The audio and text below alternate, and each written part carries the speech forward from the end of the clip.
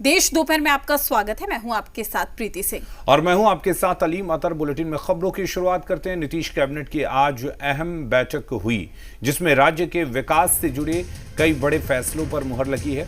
इस बैठक में कुल 20 प्रस्तावों को मंजूरी दी गई है। सबसे खास बात ये रही है कि राज्य के 6 जिलों मधुबनी, वीरपुर, मुंगेर, वाल्मीकिनगर, मुजफ्फरपुर और सहरसा में छोटे हवाई अड्डों के विकास का रास्ता साफ हो गया है। ये काम उड़ान योजना के तहत किया जाएगा, जिसमें कि अब इन क्षेत्रों को देश के अन्य हिस्सों से हवाई कनेक्टिविटी मिलेगी। वहीं सेवानिवृत्त सैनिकों को लेकर भी एक बड़ा फैसला लिया गया है। स्पेशल ऑक्सिलरी पुलिस में बहाल इन सैनिकों की सेवा अवधि को वित्त वर्ष 2025-26 तक बढ़ा दिया गया है। और रजनीश हमारे साथ जुड़े हुए इस खबर पर ज्यादा जानकारी के लिए। रजनीश, क्या कुछ कैबिनेट के फैसले में, कैबिनेट की बैठक में फैसला लिया गया, वो कौन से महत्वपूर्ण फैसले हैं? देखिए, 20 एजेंडों पर मुहर लगी है नीतीश कैबिनेट की जो बैठक हुई है पुराना सचिवालय में, उसमें और कई महत्वपूर्ण निर्णय जो है वो हुए हैं जिस पर मुहर लगी है। और इसमें मधुबनी, वीरपुर, मुंगेर, वाल्मीकिनगर, मुजफ्फरपुर और सहरसा में हवाई अड्डों को, जो छोटी हवाई अड्डे की जो विकास को लेकर योजना है उसको स्वीकृति प्रदान की गई है। और 25-25 करोड़ रुपए हर हवाई अड्डे के लिए स्वीकृत किए गए हैं, यानी 150 करोड़ रुपए की स्वीकृति जो है इसको लेकर की गई है। और जो समझौता है भारतीय विमानपत्तन प्राधिकरण नई दिल्ली और राज्य सरकार के बीच, तो इसको लेकर आर्थिक विकास में मदद मिलेगी इन छोटे जगहों पर हवाई अड्डे से।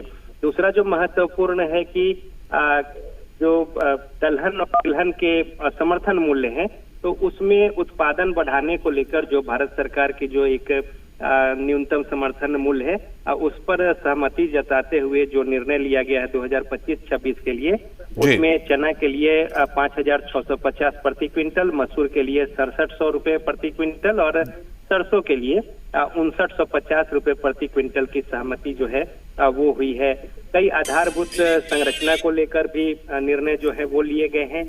एक बेलदौर जो खगड़िया जिला में है, वहाँ के चिकित्सक राकेश कुमार को बर्खास्त किया गया है। 2021 से लगातार वो अनुपस्थित चल रहे थे।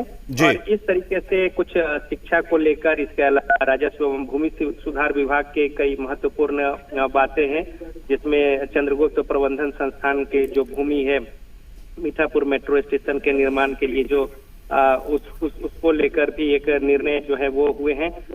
और भूमि सुधार की बातें हैं। तो कई महत्वपूर्ण निर्णय खासतौर पे कृषि को लेकर, आधारभूत संरचना को लेकर, इसके अलावा विमानन सेवा को लेकर छोटे जगहों पर, इस तरीके से 20 महत्वपूर्ण निर्णय लिए गए हैं। एक बड़ा ही महत्वपूर्ण है कि पाटलिपुत्र अशोक होटल जो इनकम टैक्स गोलंबर पर पटना में है, उसे पीपीपी मोड पर 5 स्टार होटल में तब्दील करने की स्वीकृति हो गई है और इसके लिए एजेंसियां भी नियुक्त हो गई हैं। इसके अलावा बांकीपुर और साथ ही सुल्तान पैलेस, दो इन जगहों पर भी 5 स्टार होटल बनेंगे। ये प्रक्रियाधीन है, लेकिन पाटलिपुत्र होटल जो है वो 5 स्टार होटल में तब्दील होगा। इसकी स्वीकृति इस बैठक में हो गई है और एजेंसियों का चयन हो गया है और ये काम अब बहुत जल्द से शुरू किया जाएगा। इस तरीके से पर्यटकों की संख्या बढ़ रही है, साथ ही साथ विकास की गति को तेजी देने को लेकर जो आवागमन बढ़े हैं, उसमें ये जो आधारभूत संरचना है, लग्जरी होटल्स की एक श्रृंखला यहाँ पे वो भी देखने को मिलेगी। तो इसको लेकर भी बात आगे बढ़ी है और होटल निर्माण को लेकर पाटलिपुत्र अशोक का अब इकरारनामा जो दस्तावेज है उस पर स्वीकृति के साथ 5 स्टार होटल का मार्ग प्रशस्त हो गया है। चलिए, बहुत शुक्रिया रजनीश तमाम जानकारी देने के लिए।